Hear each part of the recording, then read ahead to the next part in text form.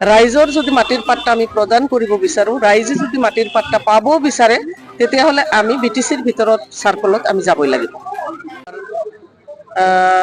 বিটিচিৰ চিফ মাননীয় হাগ্ৰামা মহিলাৰী ছাৰলৈ আজি আমাৰ বিপিএফ দলৰ হালবাৰী জিলাৰ আমাৰ এখন গুৰুত্বপূৰ্ণ মিটিং আছিলে। এই হালবাৰী জিলাত আমাৰ দুখন ব্লক আছে, মাথুনগুৰি ব্লক আৰু হালবাৰী ব্লক। দুটা ব্লকৰ সকলো সমূহ পৰ্যায়ৰ কৰ্মকৰ্তাসকলক লৈ আমি জিলা কমিটি আজি উপস্থিত থাকি আমাৰ MCLA ডাঙৰীয়া, মই নিজে আৰু দলীয় নেতাকৰ্মীসকল সকলোৱে উপস্থিত থাকি পেলাই ভুৱনেশ্বৰ গয়াৰী আমাৰ জিলা কমিটিৰ প্ৰেচিডেণ্ট আৰু জেনেৰেল ছেক্ৰেটাৰী বিবেকানন্দ চৰকাৰ, এই দুজনৰ নেতৃত্বত গুৰুত্বপূৰ্ণ সভা ইতিমধ্যে অনুষ্ঠিত হৈ গ'ল।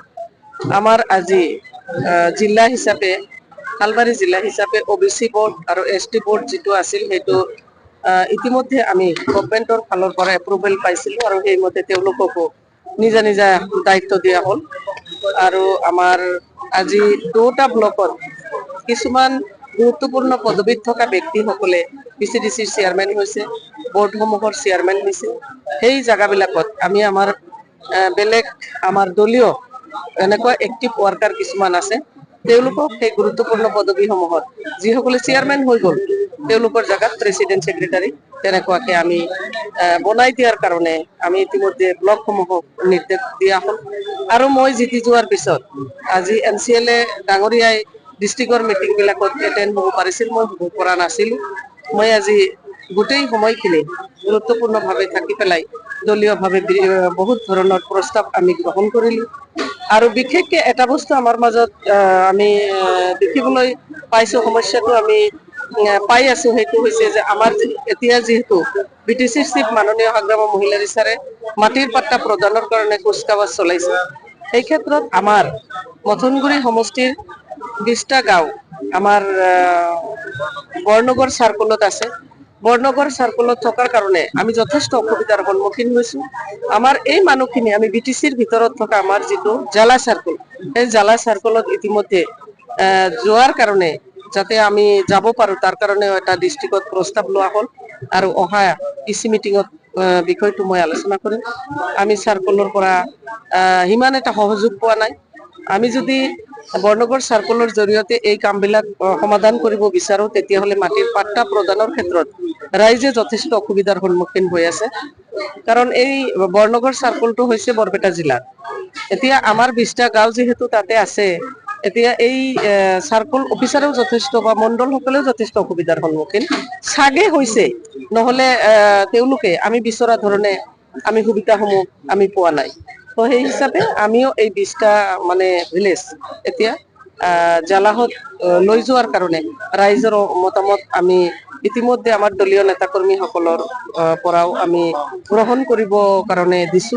কিছুমান মানুহে মোৰ লগত কথাও পাতিছে, তেওঁলোকে কৈছে যে আমাৰ সমস্যা সমাধান হ'ব লাগে, গতিকে সমস্যা সমাধান কৰাৰ ক্ষেত্ৰত প্ৰয়োজনত আমি জালাহত যাব কাৰণে ৰেডি।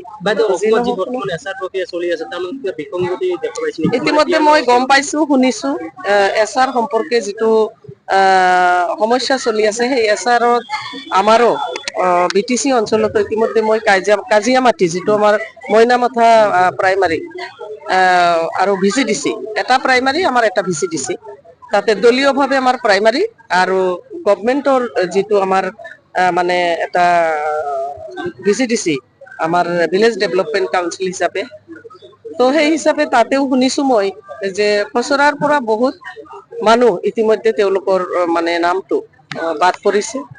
গতিকে ময়ো এই বিষয়ে ইতিমধ্যে চিন্তা কৰিছো, ভাবিছো। BTCৰ চিফ মাননীয় হাগ্ৰামা মহিলাৰী ছাৰৰ লগত কথাও পাতিছো আৰু বিভিন্ন জাগাত তেনেকুৱাকে বিসংগতিয়ে হয়তো দেখা দিছে।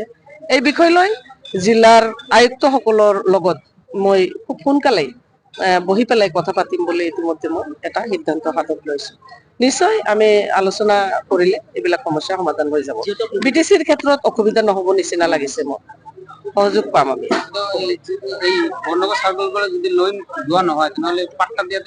অসুবিধাৰ সন্মুখীন হৈছো আমি, অসুবিধা হৈছে।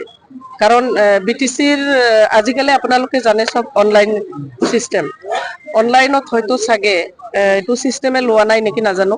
ৰিপৰ্টসমূহ আমি যিখিনি আমি বিচাৰিছো এই ৰিপৰ্টসমূহ আমি পোৱা নাই, অসুবিধাৰ সন্মুখীন হৈছো। গতিকে ৰাইজৰ যদি মাটিৰ পাট্টা আমি প্ৰদান কৰিব বিচাৰো, ৰাইজে যদি মাটিৰ পাট্টা পাব বিচাৰে, তেতিয়াহ'লে আমি BTCৰ ভিতৰত চাৰ্কলত আমি যাবই লাগিব। ধন্যবাদ।